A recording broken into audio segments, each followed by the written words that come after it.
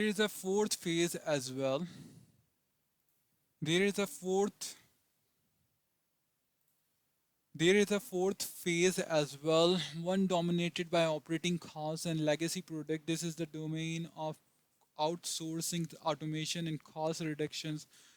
Nothing else infrastructure is still mentioned critical failure of facilities or important infrastructure or the abandonment of loyal customers could derail the whole company. However, unlike the growth and optimization phase, investment in this area will not help the company achieve top line growth. Manager of this kind of organization suffer the fate of baseball empires, criticized when something goes wrong, unappreciated when things are going well. We tend to speak of these four phases of business from the perspective of large companies in which they may represent entire division and hundreds of or even thousands of people. That's logical, or the evaluation of the business in these kinds of extreme cases in the easiest to observe. However, all companies engage in all four phases of work all the time. As soon as a product hits the marketplace, teams of product work hard to advance it to the next phase. Every successful product or features begins live insert research and development R&D eventually became a part of the company's strategy, was subject to optimization, and time became old news. The problem for a startup and large companies alike is that employees often follow the product they develop as they move from phase to phase. In common practice is for the inventor of a new product or feature to manage the subsequent resources, teams, or division that ultimately commercialize it. As a result, strong creative managers wind up getting stuck working on the growth and optimization of products rather than creating new ones. This tendency is one of the reasons established companies struggle to find creative manager to foster innovation in the first place. Every new innovation competes for resources with established projects, and one of the scarce resources is talent. Entrepreneurs is a job title. The way out of this dilemma is to manage the four kinds of work differently, allowing a strong cross functional teams to develop around each area. When products move from phase to phase, they are handed off between teams. Employees can choose to move with the product as part of the handoff or stay behind and begin work on something new. Neither choice is necessarily right or wrong. It depends on the temperament and skills of the person in question. Some people are natural inventors who prefer to work without the pressure and expectation of the latter business phases.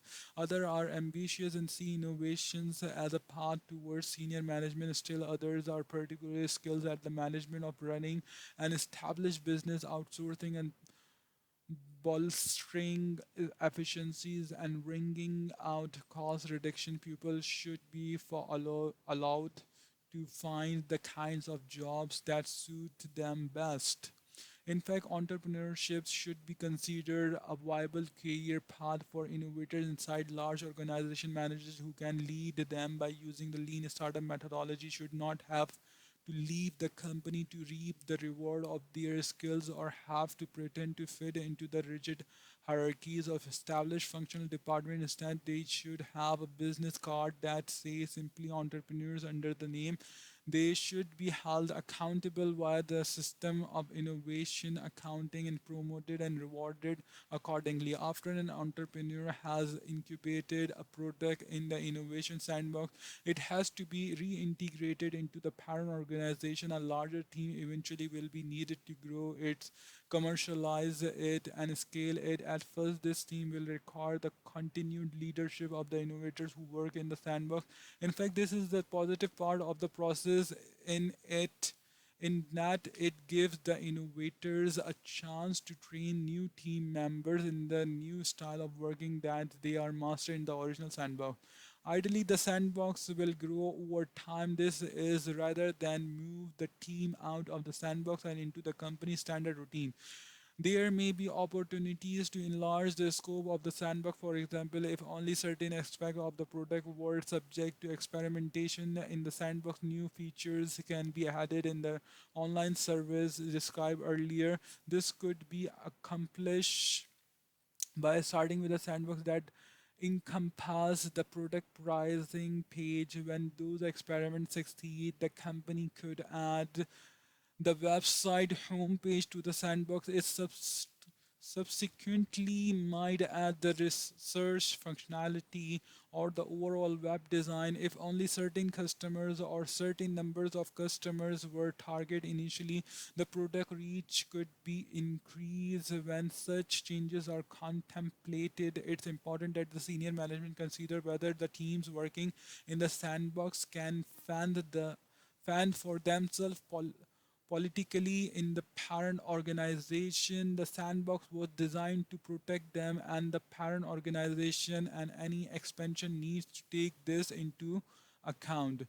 Working in the innovation sandbox is like developing startup muscles. At first, the team will be able to take on only modest experiment. The earliest experiment may fail to produce much learning and may not lead to scalable success over time. Those teams are almost guaranteed to improve as long as they get the constant feedback of small batch development and actionable metrics and are held accountable to learning milestone. Of course, of course, any innovation system eventually will become the victim of its own success. As the sandbox expands, the company revenue grows. As a result of the sandbox innovation, the cycle will have to begin again. The former innovators will become guardians of the status quo. When the product makes up the whole sandbox, it inevitable will become encumbered with the additional rules and control needed for mission critical operation. New innovation teams will need a new sandbox within which to play, becoming the status quo. This last transition is especially hard for innovators to accept their transformation from radical outsider to the embodied embodiment of the status quo. I have found it disturbing in my career, as you can guess from the technique I advocate. As part of the lean startup, I have always been a bit of troublemaker at the companies at which I have worked, pushing for rapid iteration, data driving decision making, and early customer involvement. When these ideas were not part of the dominant culture, it was simply a frustrating to be an advocate. All I had to do was push as hard as humanly possible for my ideas, since the dominant culture found them heretical. There, they would compromise with me a reasonable amount thanks to the psych- psychological phenomenon of anchoring. This lead to a preserve incentive. The more radical my suggestion was, the more likely it was that the reasonable compromise would be closer to my true goal. Fast forward several years to when I was running product development. When we hired new people, they had to be indoctrinated into the lean startup culture. Split testing, continuous development, and customer testing were all standard practices. I needed to continue to be a strong advocate for my ideas, making sure each new employee was ready to give them a try. But for the people who had been working there while, those ideas had become part of the status quo. Like many entrepreneurs, I was caught between constant evangelizing for my ideas and constantly entertaining suggestions for ways they could be improved. My employees face the same incentive I had exploited years before. The more radical the suggestion is, the more likely it is that the compromise will move in the direction they desire. I heard it all suggestions that we go back to waterfall development, use more quality assurance QA Use less QA, have more or less customer involvement, use more vision and less data, or interpret data in a more statistically rigorous way. It took a constant effort to consider this suggestion seriously, however, responding dogmatically is unhelpful. Compromising by automatically splitting the difference doesn't work either. I found that every suggestion should be subjected to the same rigorous scientific inquiry that lead to the creation of the lean startup in the first place. Can we use the theory of to predict the result of the proposed change? Can we incubate the change in a small team and see what happens? Can we measure its impact? However, they could be implemented, these approaches have allowed me to increase my own learning and, more important, the productivity of the companies I have worked with. Many of the lean startup techniques that we pioneered at IMVUs are not my original contribution, rather, they were conceived, incubated, and executed by employees who brought their own creativity and talent to the task. Above all, I face these common questions: how do we know that your way of building a company will work, what other companies are using it, who has become rich and famous as a result? These questions are sensible. The titans of our industries are all working in a slower, more linear way.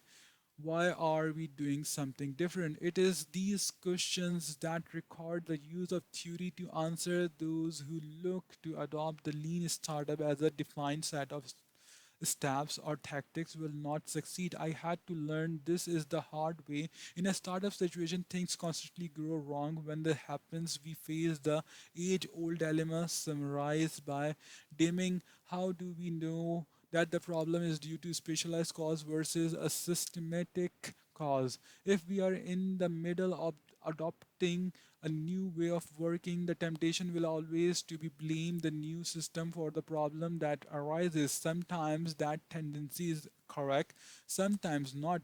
Learning to tell the difference requires theory. You have to be able to predict the outcome of the changes you make to tell if the problem that result are really problem. For example, changing the definition of productivity for a team from functional excellence is the marketing, sales, or product development to validated learning will cause problem. As was indicated earlier, functional specialists are accustomed to measuring their efficiency by looking at the proportion of time they are busy doing their work. A programmer expect to be coding all day long, for example. That is why many traditional work environment frust- frustrate these expert. The constant interruption of meeting, cross-functional handoff, and explanation for endless number of bosses all act as a drag on efficiency. However, the individual efficiency of these specialists is not the goal in a lean startup. Instead, we want to force teams to work cross-functional to achieve validated learning. Many of the techniques for doing this: actionable metrics, continuous deployment, and overall build, measure, learn, feedback loop necessarily cause team to sub-optimize for their individual function. It does not matter how fast we can build. It does not matter how fast we can measure. What matter is how fast we can get through the entire loop. In my years teaching this system, I have noticed this pattern every time switching to validated learning feels worse before it feels better. That's the cause, because the problem caused by the old system tends to the intangible, whereas the problem of the new system are all too intangible. Having the benefit of theory is the antidote to these challenges. If it is known that this loss of productivity is an inevitable part of the transition, it can be managed actively. Expectation can be set upfront. In my consulting practice, They are liable to derail the whole effort once it is underway. As the change progresses, we can use the root cause analysis and fast responses techniques to figure out which problems need prevention. Ultimately, the lean startup is a framework, not a blueprint of steps to follow. It is designed to be adapted to the condition of niche specific company rather than adapted to the condition of each specific company rather than copy what others have done. Techniques such as the five whys allow you to build something that is perfectly suited to your company. The best way to achieve mastery of or explore these ideas is to embed oneself in community of practice. This is thriving community of lean startup meetups around the world as well as online and suggestions for how can take advantage of these resources listed in the last chapter of this book. Join the movement. Chapter 13, Epilogue, Waste Not. This year marks the 100th anniversary of the Frederick Winslow Taylor's The Principle of Scientific Management, first published in 1911. The movement for scientific management changed the course of the 20th century by making possible the tremendous prosperity that we take for granted today. Taylor effectively invited that what we now consider simply management, improving the efficiency of individual workers, management of exception, focusing only on expectedly good or bad result, standardizing work into tasks, the tax plus bonus system of compensation, and above all, the idea that work can be studied, compensation, and above all, the idea that work can be studied and improved through conscious effort. Taylor invented modern white collar work that sees companies or systems that must be managed at more than the level of the individual. There is a reason all past management revolution have been led by engineers. Management is human system engineering. In 1911, Taylor wrote, in the past, the man has been first. In the future, the system must be first. Taylor's prediction has come to pass. We are living in the world he imagined, and yet the revolution that he unleashed has been in many ways too successful. Whereas Taylor's preach science as a way of thinking, many people confuse his message with the rigid techniques he advocates, time and motion studies, the different piece rate system, and most galling of all, the idea that workers should be treated as little more than automatons. Many of these ideas prove extremely harmful and required the efforts of later theorists and managers to undo. Critical lean manufacturing rediscover the wisdom and initiative hidden in every factory worker and redirected Taylor's notion of efficiency away from the individual task and towards the corporate organism as a whole. But each of these subsequent revolutions has embarrassed Taylor's core idea that work can be studied scientifically and can be improved through a rigorous experimental approach. In the 21st century, we face a new set of problems that Taylor could not have imagined. Our productive capacity greatly exceed our ability to know what to build. Although there was a tremendous amount of inventions and innovations in the early 20th century, most of it was devoted to increase the productivity of workers and machines in order to feed, clothe, and house the world population. Although that project is still incomplete, as the millions who live in poverty can attest, and solution to that problem is now strictly a political one. We have the capacity to build almost anything we can imagine. The big question of our time is not can it be built, but should it be built. This places us in an unusual historical movement. Our future prosperity depends on the quality of our collective imagination. In 1911, Taylor wrote, we can see our forests vanishing, our water power going to waste, our soil become carried by fluids into the sea, and the end of our coal and our iron is in sight. But our larger waste of human efforts, which go on every day through such of our acts as are blundering, ill directed, or inefficient, are less visible, less tangible, and are but vaguely appreciated.